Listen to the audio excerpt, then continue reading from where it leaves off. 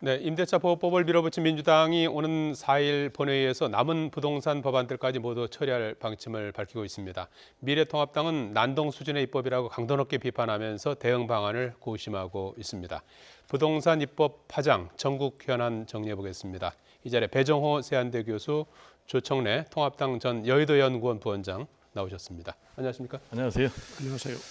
자, 이 임대차 보호 세 가지 중요한 핵심 법안 가운데 두 개 법안이 법사위 상정 이틀 만에 본회의를 통과해서 지금 이제 시행에 들어간 상황 아니겠습니까? 그렇습니다.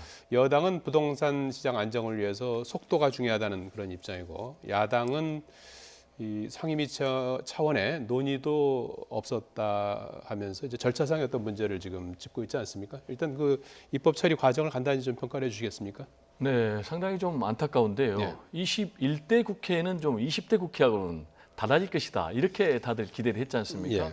아시겠지만은 20대 국회는 동물국회라는 오명이 있었어요. 특히 이제 황교안 대표 체제에서 국회를 보이콧하고 장외투쟁에 나서면서 굉장히 국회가 공전되는 그리고 법안 처리율도 36%라는 역대 최악의 법안 처리를 기록을 했는데 이번에 이제 21대 국회도 뭔가 달라질 거라고 생각을 했지만은 시작부터 잘못됐어요. 예. 통합당에서 원구성 협상에 사실상 응하지 않은 거예요. 예. 법사위원장 요구하면서 그러면 내가 18개를 다 우리는 받지 않겠다라고 하면서 지금 18개 상임위를 다 민주당이 예. 차지하는 그런 상황 아니겠습니까?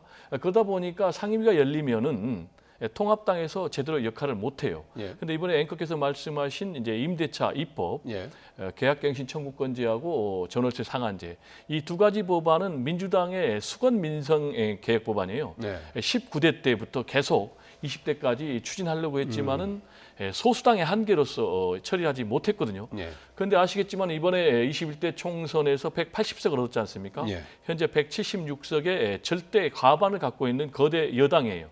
그래서 마음만 먹으면 뭐든지 할 수 있는데 이런 민생 개혁 법안을 처리하지 못하면은 특히 이제 시장이 굉장히 불안정한 그런 상황 아니겠습니까? 예. 그러면 이제 이걸 처리하지 못하면은 시민들 입장에서는 국민들 입장에서는 176석의 거대 여당을 만들어줬는데 뭐 하느냐라는 예. 그런 이제 비난을 할 수가 있기 때문에 민주당에서 대화 관계가 예. 좀 원만하지 못하지만은 일방적으로 이렇게 밀어붙인 것이 아닌가 이렇게 생각이 됩니다. 예, 올해는 이제 수건 사업이다 이제 이런 말씀처럼 들리는데요. 조청래 부원장님은 어떻게 입법 처리 과정 어떻게 보셨습니까?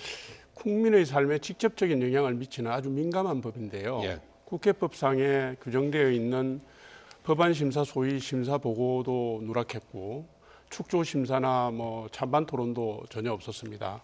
뿐만 아니라 7월 28일부터 6개 상임위를 가동해서 20개의 법안을 통과시켰는데 그중에 미래통합당 법안이나 정의당 법안 한 건 없이 다 네. 민주당 법안과 정부 법안만 통과시켰어요. 예. 근데 그 법안도 사실은 상당수가 과잉 금지와 소급 입법을 금지하는 헌법의 정신에 위배되는 된다고 하는 지적들이 전문가들 사이에 나오고 있어서 예. 앞으로도 상당한 후유증이 있을 걸로 판단하고 있습니다. 예. 예. 지금 임대차 3법 가운데 두 개 법안이 통과된 상태인데요. 이제 입법 취지가 세입자 권한을 보호하고 부동산 시장을 이제 안정시키자 이런 취지 아니겠습니까? 지금 시장의 반응은 어떻게 지금 평가하고 계십니까? 시장의 반응은 좀 지켜봐야 되겠죠. 예. 당장 말씀하신 대로 2+2 그래서 2년하고 또 2년 그러니까 사실상 세입자의 거주 기간을 4년간 보장을 하는 거 아니겠습니까? 그리고 이 4년 기간 동안에 올릴 수 있는 임대료 인상 폭이 이제 5%로 제한하기 때문에 당장은 상당히 좀 시장이 좀 오를 가능성이 높죠. 예. 왜냐하면은 나중에 못 받으니까. 그렇지만 장기적으로는 결국 안정이 되지 않겠느냐 이렇게 생각이 돼요. 예. 이게 크게 보면은 말씀하신 대로 세입자들의 거주 기간을 현재 2년에서 4년까지 그러니까 2년을 더 보장을 하는 것이니까 세입자의 권한을 상당히 강화하는 것이죠. 그리고 과거에 뭐 심할 경우에는 1년 만에 뭐 30%가 전셋값이 폭등한 그런 상황도 있었어요. 1989년대에. 그렇지만 이제 5%로 묶으니까 예. 장기적으로는 상당히 좋을 것 같고 그리고 이제 아시겠지만 뭐 독일이나 미국 같은 데는 입주자가 원하면 세입자가 원하면 계속해서 살 수가 있는 거예요. 예. 특별히 뭐 월세를 밀리지 않는다면은 그렇지만은 지금까지는 이제 2년밖에 못 살았기 때문에 그리고 이제 통계를 보면은 평균 한 2년 정도 예. 사는 그런 사람들이 뭐 한 40%가 넘더라고요. 이게 세계에서 가장 높은 그런 수준이어서 장기적으로는 전월세 시장이 상당히 안정이 되고 지금까지는 세입자에 비해서 집주인이 예. 워낙 강한 권한을 갖고 있었지만은 정부가 이번에 개입함으로 인해서 임대자와 임차인이 나름대로 균형을 이루는 방향으로 가지 않겠나 이렇게 전망을 합니다. 예. 야당은 지금 부작용을 우려하고 있는 상황이죠? 우선 이게 뭐 지금 현재 일대 혼란이 불가피하다고 보고 있고요. 예. 지금 뭐 언론에 다 나오고 있는 것처럼 전월세 사시는 분들과 집주인들 사이에 감정 싸움, 뭐 법적 다툼의 소지 이런 게 발생하고 있다고 언론들이 보도하고 있지 않습니까? 예. 우선 당장 전세 매물 잠김 현상이 나타나서 내놓았던 집들이 다시 다 들어갔고요. 예.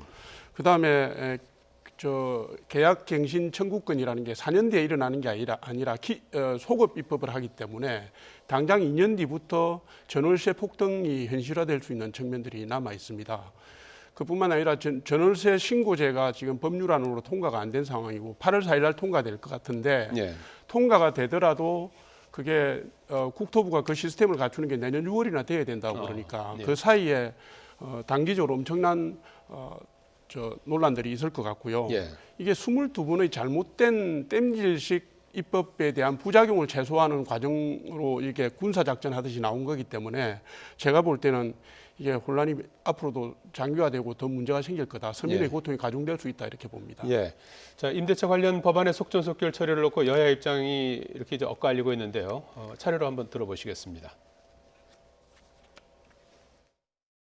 민주당과 정부가 준비한 부동산 입법은 종합적이고 전방위적인 대책을 포함하고 있어서 투기 근절과 주택시장 안정에 확실한 효과를 발휘하게 될 것입니다. 필요하다면 더 강력한 추가 대책도 준비할 것이라는 점을 분명히 말씀드립니다. 대통령이 주문한 입법 속도전을 무조건 밀어붙이는 것, 여당 스스로 삼꽃 분립의 한 축인 국회를 통법부로 전락시키는 것입니다. 군사정권 시절 법안을 날치기 처리할 때도 법안 내용은 공개됐었습니다. 진실로 누가 적폐입니까? 누가 진짜 적폐입니까? 예. 자, 상임위 상정부터 본회의 통과까지 실제 걸린 시간은 불과 나흘밖에 걸리지 않았습니다. 민주당으로서는 그만큼 부동산 시장이 심상치 않다 이렇게 본 걸까요? 그렇습니다. 지금 당장 뭐 부동산 전월세 시장부터 움직이고 있으니까요. 예. 뭐 1억이 올랐다, 2억이 올랐다, 3억이 올랐다 이렇기 때문에 제가 볼 때는 즉각적으로 정책이 시행이 돼야 되겠고요. 아시겠지만 이제 부동산 시장은 심리 시장입니다. 예. 굉장히 심리 게임이어서 만약 이게 늦어지면 늦어질수록 부동산 시장이 굉장히 혼란을 가져올 그럴 가능성이 높거든요. 실제로 지난 1989년도에 1년 전세 기간을 2년으로 늘리는 법을 처리하는데 통합당 전신이 반대를 해가지고 1년 정도 소요가 됐어요. 그때 당시에 전세값이 30%나 폭등을 했거든요. 그래서 즉각적으로 지금 말씀하신 대로 뭐 나흘 만에 처리를 한 건데 지금 국무회의 같은 경우는 금요일 날 하지 않습니다. 예. 그렇지만 워낙 급하게 처리해야 되기 때문에 국무회의를 금요일 날 열어가지고 이걸 처리했거든요. 예. 그런데 이것만 보면 나흘 만에 처리한 건데 아까 제가 말씀드린 대로 민주당은 수건 민생 개혁 이게 법안이에요. 그래서 19대 때부터 계속 하려고 했지만은 통합당에서 반대를 해서 못했고 이번에 원 구성 때부터 계속해서 통합당은 불참하는 그런 상황이었거든요. 그래서 이번에 상임위에서도 사실상 소위를 구성을 하는데 전혀 협조를 하지 않았고 지금 통합당에서는 계속해서 불참하고 결국 이제 표결 직전에 집단 퇴장하는 이런 모습을 보이고 있는데 예. 이런 모습이 과연 제1야당으로서의 책임 있는 모습인가라는 부분에 대해서는 저는 굉장히 회의를 갖고 있습니다. 예. 그게 무슨 얘기냐면은 전체 가구의 한 40%와 관련된 그런 중요한 민생 개혁 법안이면 여기에 대해서 통합당의 분명한 입장이 있어야 돼요. 예. 찬성이면 찬성, 반대면 반대, 아니면 대안. 예를 들어서 2년 플러스 2년이면 아니다. 2년 플러스 1년이다. 아니다. 2년 플러스 2년 플러스 2년. 뭐 6년을 보장하라든지 5%가 너무 작으면은 아니다. 10% 이내로 폭을 늘린다든지 아니면은 4%로 좁힌다든지 그러나 지금까지 통합당이 보여진 태도는 무조건 불참, 반대 그런 모양을 보여주고 있기 때문에 이런 모양으로는 제가 볼 때 국민들의 지지를 받기는 상당히 힘들어 보인다 이런 생각이 좀 듭니다. 통합당으로서는 그 법안 처리 과정도 적폐고 앞서도 언급이 있었습니다만은 이제 뭐 입법 독재라는 표현도 이제 등장이 되고요. 법안 자체도 악법이다. 네. 이런 걸로 정리가 되는 겁니까? 지금 말씀하신 것처럼 시장 작동의 원리는 심리하고 신뢰인데요. 지금 사실 잘 아시는 것처럼 22번 다 실패했지 않습니까? 정부의 시장 개입이 시장 실패로 나타났고요. 그다음에 처음에 21대 국회 시작하자마자 30년의 협치 기반, 합의 민주주의 기반을 민주당이 송두리째 부정하고 나왔기 때문에 그 상임위 강제 배정을 통해서 18개 상임위원장 독식하는 사실 독재를 하지 않았습니까? 지금 상황이 그렇기 때문에 그렇고요. 지금 미래통합당은 며칠 전에 미래통합당의 주택 정책에 대한 기본 입장을 보도자료를 통해서 내놨습니다. 네. 10년 동안 100만 채 공급하겠다는 얘기도 했었고요. 근데 지금 이제 그 주택 정책이 국민들에게 미치는 영향을 본다면은 좀 더 숙고하고 숙려 기간이 있어야 되는데 이 정부가 22번의 정책의 부작용을 땜질하기 위해서 지금 엄청나게 52시간 만에 사실 다 처리한 거거든요. 지금 교수님 말씀하셨지만 1989년에 그 23% 올랐어요. 그 당시에 소급 적용을 안 해가지고 법안이 논의되고 그 통과되고 공포되는 시기에 그 간극 동안에 23%가 올랐기 때문에 이 정부와 민주당이 그걸 반면교사로 삼아서 밀어붙이는 것인데 그게 그 부작용까지 안고 가는 그 검토를 할 시간을 없애버린 거죠. 그걸 우려하고 있는 겁니다. 제가 여기 좀 말씀을 드리고 싶은데요. 숙려 기간을 충분히 가져야죠. 그러려면은 통합당에 참여를 해야 되는데 참여를 하지 않으니까 앞으로 이게 대화가 안 되는데 제가 볼 때는 좀 통합당에서 논의 테이블에는 앉아야 된다. 민주당에서도 우려하는 목소리가 나왔어요. 사선의 노웅래 의원은 다수결의 폭력도 문제다, 협치가 아쉽다 이런 순서를 했어요. 다수결의 폭력도 문제다. 그건 이제 부분만 얘기한 거고요. 그 전에 소수의 물리적인 폭력도 문제지만은 다수결의 폭력도 문제다라고 이렇게 양비론적인 입장을 보였어요. 그렇지만은 그러다가 내부의 질타가 들어오니까 이 말을 번복을 했어요. 내가 상대당을 너무나 과소평가했다. 지금 상대방 태도를 보니까 우리가 단일 밀어붙일 수밖에 없다라고 또 말을 번복을 했고 그래서 지금 민주당 입장에서는 단일 대우가 흐트러지지 않고 있고 지금 민주당에서 이걸 밀어붙이니까 통합당에서 적폐라고 얘기를 하고 있거든요. 적폐라는 거는 사전적 의미가 사인폐단을 얘기하는 거거든요. 그러면은 이번에 31년 만에 2년 전세 거주 기간을 4년으로 이걸 늘린 거예요. 그러면 31년 동안 못 늘리게 한 것이 통합당인데 그러면 적폐는 통합당인 거예요. 이 논리에 따르면은. 그리고 악법을 얘기하는데 지금 이게 세입자의 권한을 대폭 강화한 거거든요.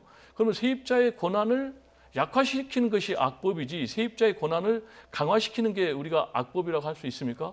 이건 제가 볼 때 상당히 말이 좀 안 맞고요. 우리 이제 원장님께서 시장 개입을 최소화해야 된다라고 얘기를 했는데 지금 사실상 강력한 주도권을 임대인이 갖고 있는 이런 상황. 그러다 보니까 31년 동안 세입자는 2년밖에 안 되는 거예요. 이걸 지금 시장에 개입을 해서 4년으로 늘리는 이런 상황이고 그리고 아까 지금 원장님도 말씀하셨지만 뭐 23% 1년에 올랐다고 그랬는데 이런 부분도 정부가 개입을 해서 5%로 임대 인상폭을 묶었단 말이에요. 이런 부분은 저는 시장이 개입을 해야 된다라는 얘기를 좀 반드시 하고 싶고요. 협치를 하려면 일단 무조건 상대를 인정하고 논의 테이블에 나와서 자기의 입장을 밝혀야 된다라는 얘기를 좀 강조를 하고 싶습니다. 잠깐 말씀 좀 드리겠습니다. 지금 그 문재인 정부의 부동산 정책의 핵심은 사실은 정책적으로 보면 지금 뭐 자꾸 임차인과 임대인의 관계를 자꾸 말씀하시는데 이 부동산 시장 전체를 봐야 되거든요. 문재인 정부의 부동산 정책의 핵심은 규제 일변도, 그 다음에 그 징벌적 과세를 통한 수요 억제 정책입니다. 지금까지 이 정부가 공급 대책을 내놓은 적이 없어요. 아직까지도 뭐 7월달, 8월달 중에 내놓겠다 얘기는 하고 잘 아시는 것처럼 그린벨트 푸는 문제 가지고 보름 동안 여론에 띄워봤다가 안 되니까 다시 보존으로 돌아가면서 실질적으로 국민들이 볼 때는 그 공급 대책도 없고 대통령이 나서도 안 되는 정책으로 이렇게 돼버렸습니다. 말하자면 정부가 하는 대로 거꾸로 하면 선방한다. 이게 시장 심리로 이렇게 돼버렸거든요. 이 물줄기 흐름을 틀어줘야 됩니다. 보유세도 맞고 거래세도 맞고 이러면 안 되거든요. 종합부동산세 올리고 양도세도 올리고 취득세도 올리면 갖고 있지도 못하고 팔지도 못하는 이런 상황이 되고 시장의 흐름이 순환이 되지가 않습니다. 이 정책을 다 통틀어서 지금 이 정부가 하고 있는 정책이 문제가 있다라고 제기를 하는 것이지 임대인의 권리를 제약하자 이런 얘기를 하는 게 아닙니다. 예. 그 말씀을 드리고 싶습니다. 통합당이 지금 지금 예. 말씀하시죠. 예. 지금 민주당의 부동산 정책의 큰 방향은 제가 볼 때 세 가지로 봐야 돼요. 예. 하나는 강력한 부동산 투기 억제 규제를 해야 되는 거죠. 그리고 부동산 주택 공급 물량을 굉장히 대폭 늘리는 거죠. 예.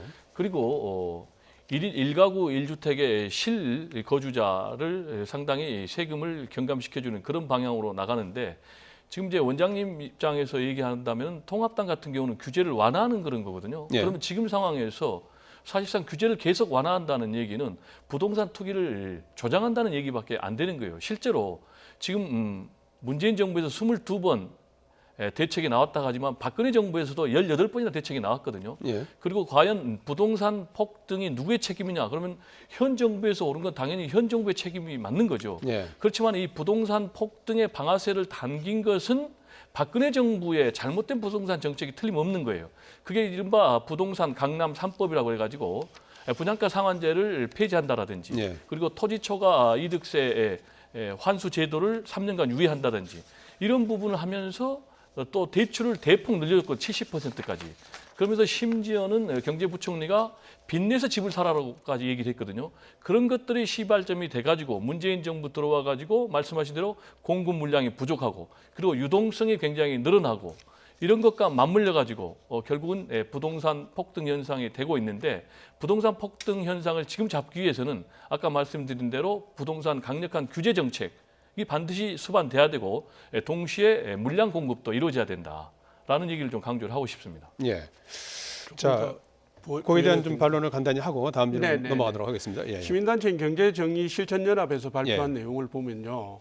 노무현 대통령 재임 기간에 아파트 가격이 94% 올랐고 이명박 정부 때 17% 내렸고요. 예.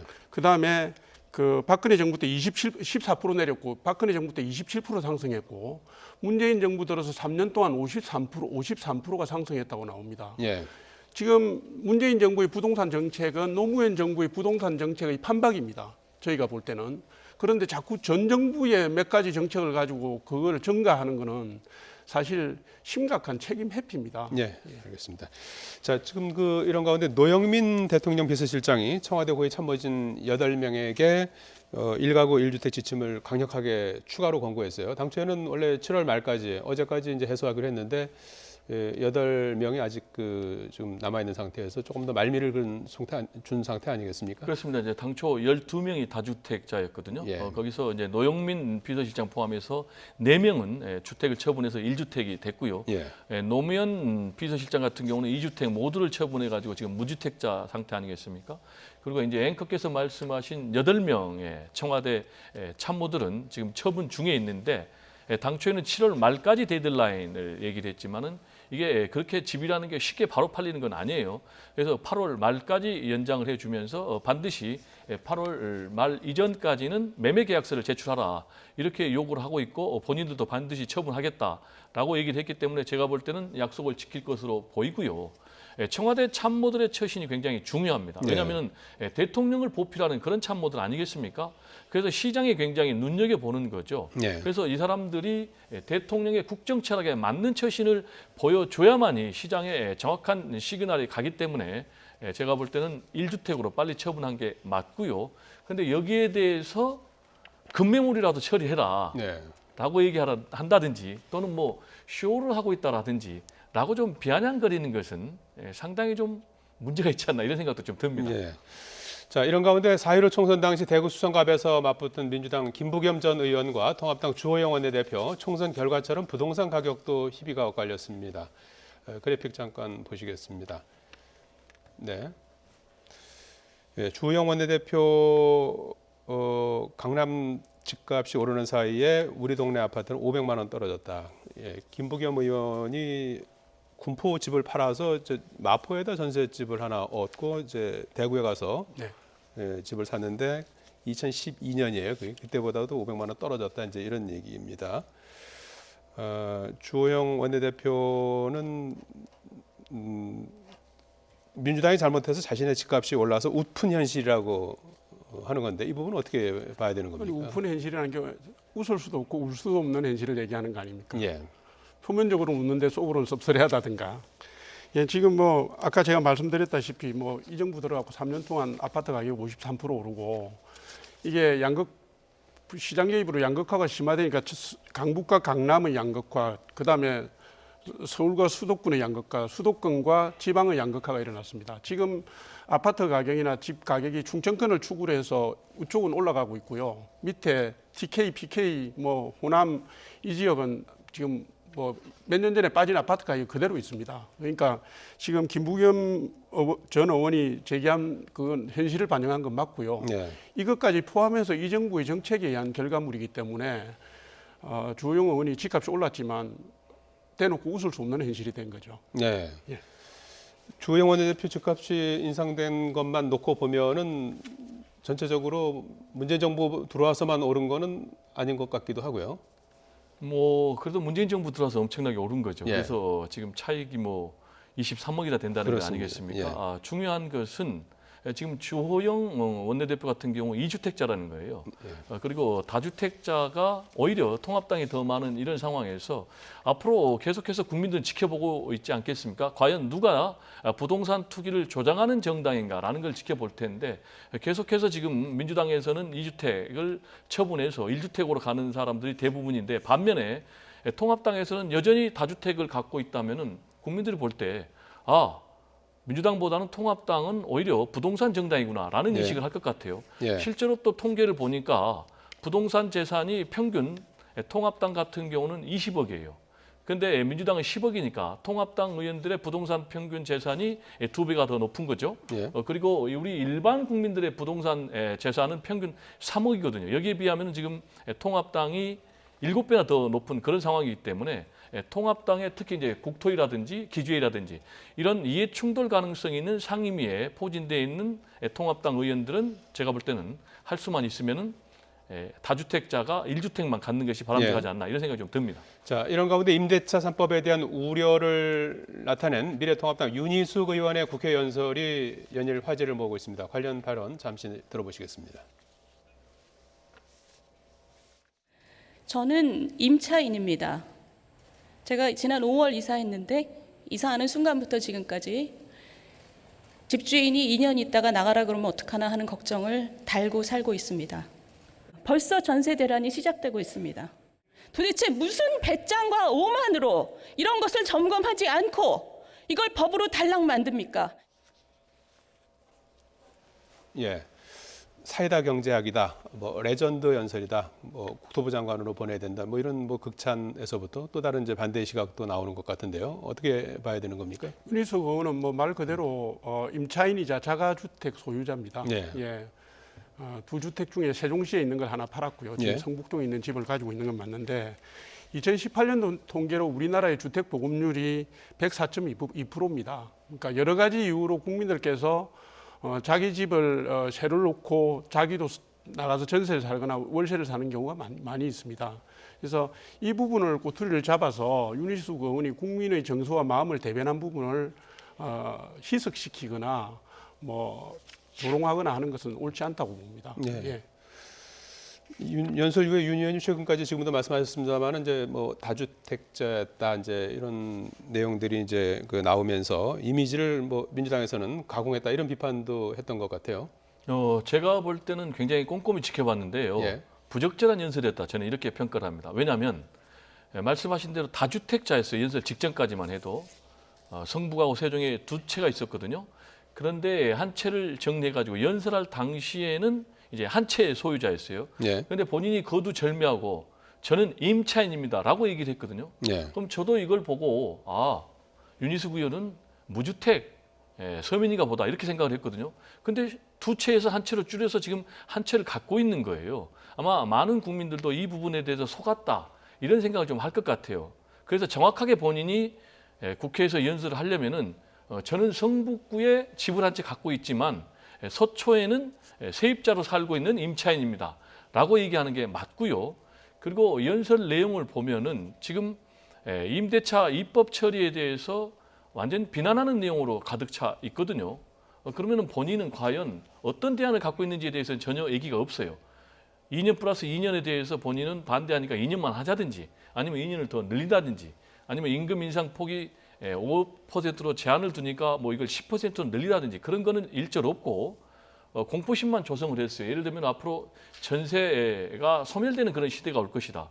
제가 볼 때는 이미 전세는 지금 소멸되는 방향으로 우리 사회가 가고 있어요. 예. 아시겠지만 유동성이 풍부하고 저금리가 되다 보니까 이미 특히 강남을 중심으로 해서는 이미 반전세라든지 월세 시장이 형성이 돼 있는 그런 상황인데 이것도 제가 볼 때 좀 안 맞는 얘기고 그리고 뭐 전세 대란 혼란을 얘기했는데 오히려 장기적으로 볼 때는 상당히 전월세 시장이 안정이 될 것이다. 저는 이렇게 전망을 하고요.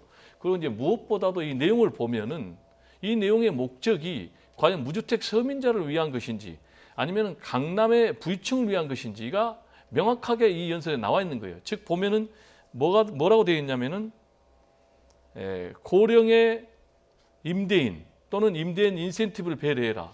또는 강남의 뭐 수십억의 부자 임차인을 배려해라라고 얘기됐거든요. 예. 그러나 그 연설에 보면은 서민 무주택 세입자에 대한 얘기는 전혀 거론하지 않고 있어요. 그래서 이 연설만 보면은 제가 볼 때는 강남의 대변인이다. 내지는 본인의 지역구가 서초이기 때문에 서초 대변인이다. 그래서 한마디로 서민들의 입장을 전혀 대변하지 않는 반서민적인 그런 연설이었다. 저는 이렇게 평가를 하고 싶습니다. 예, 그런 평가가 있는 반면에 또 국민 심정을 많이 대변했다 이런 평가도 나올 것 전세에서 같아요. 월세로 예. 옮겨가는 것에 대한 우려가 서민들의 우려지 강남에 사는 사람들의 우려는 아니지 않습니까? 예. 그다음에 이게 계약 갱신 청구권 이후에 집값이 뛰는 부분에 대한 국민들의 염려와 의구심 이런 부분들을 정확하게 대변하셨거든요. 예. 그리고 우리 통합당은 지금 공급 중심의 정책을 내놓고 있기 때문에 그 부분에 대해서 2+2나 뭐 예를 들어서 저기 5% 상승률이나 이런 부분에 대한 의견을 내지 않았다고 공격을 하는 건 저는 적절치 않다고 봅니다. 예. 충분히 민심을 대변했고요. 많은 국민들께서 그걸 보시면서 가슴 시원하게 생각하셨던 게 언론을 통해서도 나타났다고 봅니다. 민심이라고 얘기할 수는 없고요. 제가 볼 때는 부자 민심은 대변했고 무주택 서민의 민심은 오히려 전혀 대변하지 않았다. 지금 전월세와 관련돼서 가장 가슴 아픈 분들은 서민들이십니다. 부자들이 예, 아니고요. 알겠습니다. 지금 여론조사를 보면 말이죠. 최근에 민주당이 행정수도 이전 문제를 거론했는데 갤럽 여론조사를 보면은 행정수도를 이전하자는 의견보다 서울을 수도로 유지하자는 의견이 더 높은 것으로 나타나고 있습니다.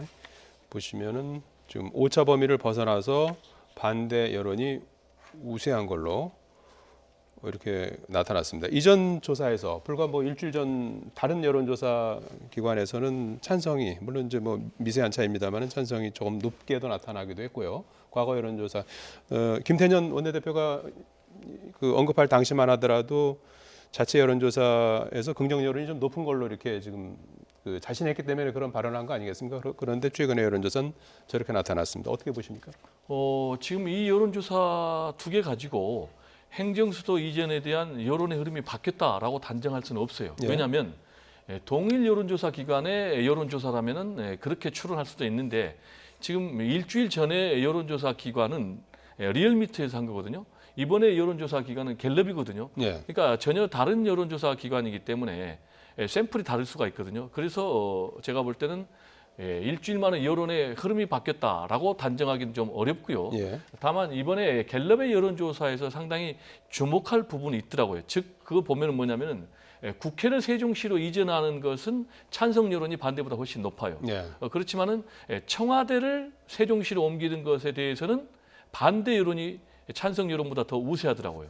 예. 이 얘기는 그러면 뭘 얘기하냐면은 아직도 우리 국민들은 상당수가 서울을 수도로 생각하고 그래서 가장 대표적인 권력기관은 청와대니까 청와대가 서울에 머물기를 바라는 여론이 더 많다라는 해석은 가능한 것 같아요. 예. 그렇지만은 앞으로 지금 통합당에서 전국 순회 뭐 토론회를 갖는다는 거 아니겠습니까? 그리고 지금 이제 우리나라의 상황이 인구의 50%가 넘는 인구가 전체 인구의 50%가 넘는 인구가 11%에 해당하는 수도권에 다 지금 몰려 있기 때문에 장기적으로 수도권 집중 현상을 분산시키고 수도권 과밀화를 해소하고 더 나아가서 또 부동산 문제도 잡아야 된다. 그러기 위해서는 행정 수도를 이전해야 된다라는 여론이 더 탄력을 받지 않을까. 저는 이렇게 전망을 합니다. 네. 민주당이 행정수도 이전 이슈에 속도를 내는 반면에 뭐 여론조사 결과는 이렇게 이제 나와 있습니다만은 통합당은 아직 뭐 이렇다 할 공식 입장은 나오지 않는 것 같아요. 뭐 충청 여론, 충청도 민심을 좀 반영한 그런 지금 조금 말씀하신 여론조사에 대해서 예. 말씀 조금 드리고 그 부분에 예. 대해서 말씀드리겠습니다. 얼마 전에 보니까 24일 날인가 YTN에서 의뢰를 해서 리얼미터에서 한 조사를 보면 예. 행정수도 이전이 수도권 집값 안정에 효과가 있겠느냐라고 물었을 때 54.5%가 공감하지 않는다고 얘기했습니다. 예. 근데 이제 이 내용은 사실은 갤럽의 조사 내용하고도 합치되는 부분이고요. 이 부분이 합치되는 이제 저 행정수도 이전 문제가 원래의 이슈의 성격을 벗어나서 부동산 대책의 일환으로 제시된 걸로 국민들한테 이해가 되기 때문에 예. 행정수도 이전에 대한 문제가 2002년도 노무현 후보가 내세웠을 때와 이슈의 성격이 전환됐습니다. 그래서 부동산의 부정적 이미지와 결합되어 있기 때문에 행정수도 이전에 대한 국민들의 여론은 제가 볼 때는 시간이 갈수록 점점 나빠질 것이다 이렇게 보는 것이고요. 예. 그다음에 지금 미래통합당은 충청권도 신경이 쓰이고 수도권도 신경이 쓰입니다. 예. 근데 이제 지금 미래통합당의 충청권 의원 중에 지역구와 밀접한 관련이 있는 정진석 의원은 뭐 심리적으로 찬성 분위기를 내고 있지만 다른 충청권 의원들은 행정수도 이전 자체가 원래 의도가 순수하지 않고 꼼수에 의해서 가는 거로 보고 충청권 의원들조차도 미래통합당 의원들은 거기에 대해서 반발심, 뭐 경계심을 드러내고 있습니다. 근데 다만 이제 저희가 생각하는 것은 행정수도 이전이 아니더라도 세종시를 그 자족 능력이 있는 경제 중심, 충청의 경제 중심이나 교육 중심으로 가는 방안에 대해서는 계속 연구를 해야 된다 이렇게 생각하고 있는 상황입니다. 지금 전망이 저하고 전혀 다른데요. 장기적으로 저는 행정수도 이전에 대한 여론이 더 높아질 것으로 저는 봅니다. 그거는 뭐 여론의 예. 추이를 좀 지켜보기로 네, 하고요. 그 이유는 예. 장기적으로는 그렇게 가야 될 방향이거든요. 왜냐하면 지금 수도권 이상 집중이 이게 기현상이에요. 그래서 이걸 분산을 해야 될 수밖에 없는 상황이거든요. 예. 그리고 이거는 국가의 장기 발전을 위해서 반드시 가야 됩니다. 그럼 어떤 방향으로 가야 되냐면은 권역별 메가시티로 가야 되는 거예요. 예. 부산권 그리고 뭐 대구권, 예. 호남권, 충청권 이렇게 가는 것이 맞고 지금 예. 이제 시대 정신이 지방 분권이거든요. 예. 더구나 포스트 코로나 시대에 가야 될 방향이기도 하기 때문에 또 이게 이제 한국적 뉴딜 전략에 연계되어 있는 그런 예. 상황이기 때문에 장기적으로는 예. 저는 우리 원장님하고 좀 다르게 전망을 합니다. 예, 어쨌든 뭐 그런 부분들을 할 때는 국민의 여론을 잘 이제 고려하면서 헤아리면서 중요하죠. 해야 네네. 되겠죠. 서울 지역만 이제 놓고 보면은 정당 지지도 조사에서 미래통합당이 43주 만에 더불어민주당을 앞선 결과가 나왔어요. 뭐 이 부분은 어떻게 평가하십니까? 아무래도 부동산 민심이 영향을 미쳤다고 봅니다. 예. 지금 제가 아까 조금 전에 말씀드렸지만 행정수도 이전과 관련된 민심들이 2002년도에는 수도권 주민들은 덤덤했던 반면에 충청권 주민들은 굉장히 민감하게 반응을 했고요. 이제 지금 올해 같은 경우에는 그 행정수도 이전이 부동산 민심하고 결합되다 보니까 충청권 민심은 오히려 조금 덤덤한데 수도권 민심이 매우 민감하게 작용을 지금 하고 있어서 이게 정당 지지도에 영향을 일정하게 미칠 것 같고요. 예. 지금 흐름으로 보면 이 문제는 내년 4월 7일 재보선 때 서울시장 선거 때 핵심 아젠다로 등장을 해서 수도권 주민들 특히 서울 시민들의 평가와 판단을 받게 될 거라고 생각하고 있습니다. 예. 자, 지금 민주당 전당대회가 그 지역 순회하면서 열리고 있지 않습니까? 뭐 어대 그렇습니다. 낙이라는 말도 있고요. 어차피 대표는 이낙연 후보다 이제 이러는 것도 나오고 있고요. 전당대회까지는 아직 시간이 좀 많이 남아서 좀 더 좀 지켜보긴 해야 될 텐데 말이죠. 앞으로 어떻게 전망을 하십니까? 뭐 어대낙 전망에 저도 동의를 합니다. 예. 어대낙 전망에 동의하는 근거는 두 가지인데요. 하나는 여론조사가 그대로 나타나고 있어요. 대략 이낙연 후보가 50% 넘는 그런 득표율을 보이고 있고 지지율을 보이고 있고 그리고 김부겸, 박주민 이분들이 뭐 10%, 20% 그리고 또 재미있는 것은 어떤 여론조사에서는 박주민 의원이 또 앞서는 경우도 있거든요. 그래서 뭐 1등은 어차피 제가 볼 때는 뭐 이낙연 의원이 될 것 같아요. 또 돼야 되는 것을 보는 이유 하나는 강력한 대선 주자 1위를 낙마시킬 경우에는 민주당의 대선 주자 자산에 큰 타격을 입기 때문에 그래도 될 것으로 보이고요. 다만 되는 것만이 또 중요한 것이 아니고 과연 어느 정도 득표율로 되느냐도 굉장히 중요하거든요. 예. 지금 이제 이낙연 의원 같은 경우는 이번에 출마하는 게 결국은 당권을 목표로 하는 것이 아니고 대권을 목표로 하는 그런 것 아니겠습니까? 그런데 만약에 50% 미만의 당선이 되면은 대세론의 균열이 오는 거예요. 예. 본인이 이제 당권을 잡음으로 인해서 대세론을 강화하겠다라는 전략 때문에 당권 도전하는데 만약에 당권은 거머쥐었는데 50% 미만이 돼서 대세론의 균열이 온다면은 오히려 본인의 대권 주자 가도에 빨간불이 켜지는 것이기 때문에 50% 이상의 득표를 하기 위해서 최선의 노력을 다 기울이지 않을까 이렇게 전망이 됩니다. 예.